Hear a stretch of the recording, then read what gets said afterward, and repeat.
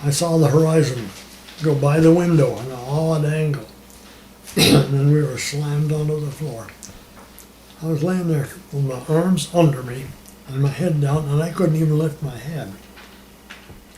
And I heard from another gunner in prison camp later on. We were the only airplane that was shot down that day.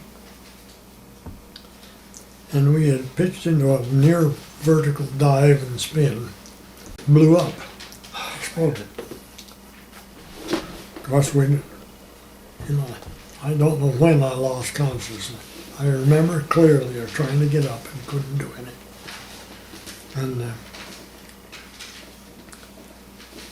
so I figured I'd had it.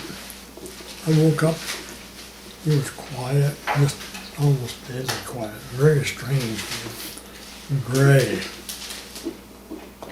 A lot goes through your mind in a few minutes. Where am I? What am I doing? And I looked up, oh, there's the ground. I was falling head first, just like an arrow, straight down. I'd just come through a little cloud layer where all the gray was. And I watched altitude. They told us don't open your chute too high because you make a beautiful target. I was waiting until I auto-pulled the chute, and I reached up to my Switlik brand, yellow QAC, quick attachable chest parachute. So you were able to get your wits about you to do all this? I reached my chute, there was no chute there. That's a sinking feeling. And I knew I'd had it hitched on one side. We carried it hitched to one side so we could reach around it, handle the guns. And I saw a riser and I reeled it in, tried to hook it here, and boy, the ground was close.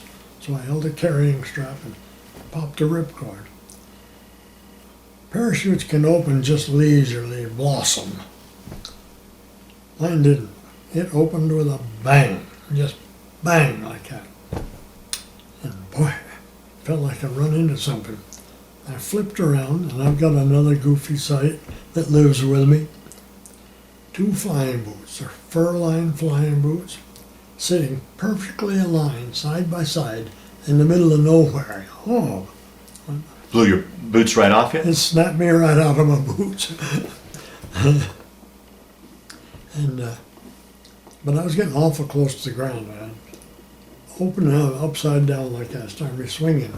And I tried to correct the swing by pulling on the one riser. With 2 risers, you can jockey the thing around. And I wasn't having any luck with it at all, and then slam, I hit the ground. I hit on the downswing on my shoulders and back, and I heard a sound. What in the world was that?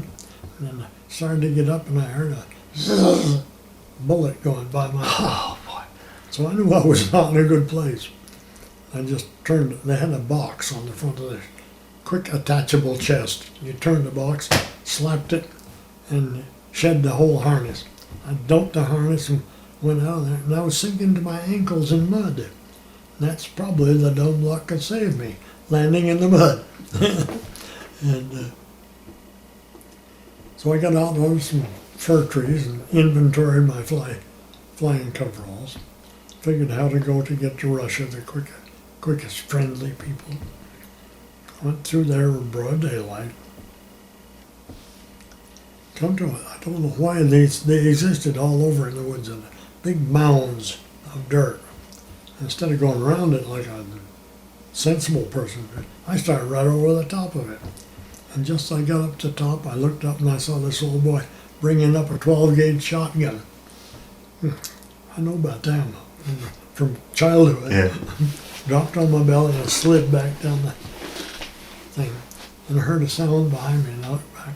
Another lifetime picture. There's a little short old man wearing some ancient steel helmet with a big crest down the middle. It just dumped onto his head. All I could see was his teeth, a toothless grin there, and he's holding a pistol at me. I got him stuck up my arm, motioned with a pistol. And as I think back on it, I never heard that man make even a sound vocally. I don't know whether he was a mute or what, but anyway, he herded me over to the old boy with a shotgun, and we went to their house. He went inside and he got a bucket and a mirror, and he stuck a mirror up in front of me. That was not pretty. I had been banged up around the head. I didn't have any flying helmet on. It had ripped off. The whole flying uniform was just in tatters. I don't know how I come through that airplane. And he put the bucket over there and made I could pump it up. There's a pump.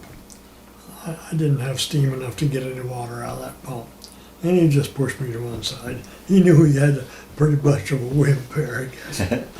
And he tackled that pump and got water. I drank and drank. God, I was thirsty. And then washed my face. And meanwhile, he'd gone in and I could see the telephone on the wall. And he called the telephone. A little while, 2 Luftwaffe soldiers come pedaling out on their bicycles, escorted me into town. I got pretty much covered on that thing there.